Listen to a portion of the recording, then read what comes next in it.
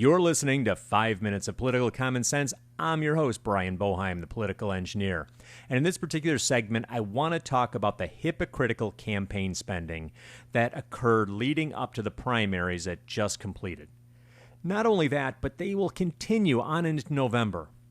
Let's take a look at some of the facts. The first one is that over $2 billion has been spent on campaign 2010.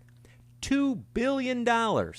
Personally, I'm dumbfounded and appalled at the amount of money that is being spent to win these elections. Have we gone entirely mad? We have 10% unemployment, and many of us are just trying to keep a roof over our families' heads, and we have these people spending tens of millions of dollars to become a senator or a governor? The jobs just don't pay that much. What's up? I don't even have words for this atrocity. It's ridiculous.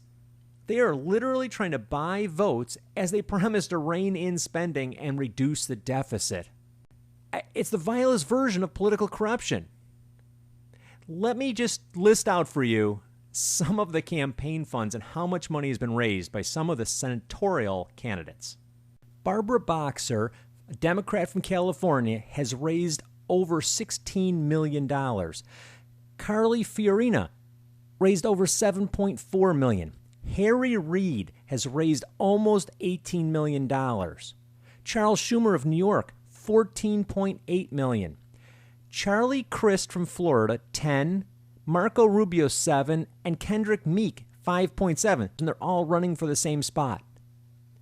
Blanche Lincoln, Democrat from Arkansas, $9.3 million. And Bill Halter, $3.4 million, again for that same seat in Arkansas. They've spent most of this money just to get through the primary. Now they have to create more money and beg for more money and get more money just to make it through to the November election. And now that you see the irrational numbers for the senatorial race, I have to point out something. That doesn't account for the union and corporate spending that no longer needs to be reported towards the campaigns. There's a lot of money that goes to getting these people elected that's spent on things promoting and or disrupting other campaigns that never is accounted for here.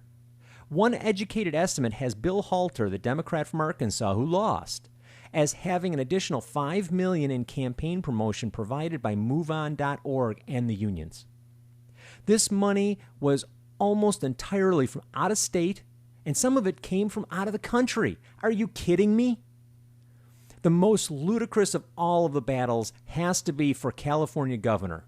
Meg Whitman, of eBay fame, and her opponent, multimillionaire Steve Poizner, spent $103 million on the primary race for governor of California. That's not for the actual race, that's just the primary.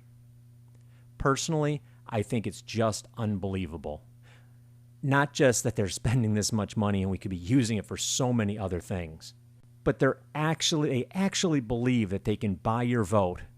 And worst yet, they're sitting there, most of them saying how they are going to reduce spending, how they are going to bring the deficit back in. How do we expect them to be able to do that when they can't even manage it within their own campaigns? I just don't get it. It's just insane. It's hypocritical. And it's an atrocity that we're spending this much money on this effort when there are so many more important things to be doing. You've been listening to 5 Minutes of Political Common Sense for America. I'm your host, Brian Boeheim, the political engineer. And if you enjoyed what you heard here today, then go out and pick up my book, Political Common Sense for America. You can find it at Amazon.com. Until next time, be safe out there.